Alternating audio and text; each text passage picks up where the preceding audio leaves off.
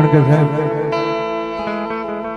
અમુક અમુક એવી માતાજી યુગમાં એ મેલોડીમાંની વાતું પડી છે.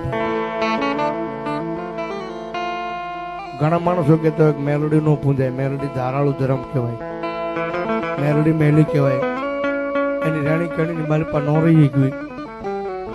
પણ સાહેબ માતા છે, બીજું કઈ નથી ભાઈ, ધર્મ છે. બાકી એનો ભરોસે જીવી જાવ ને, એના વિશ્વાસે જીવી જાવ.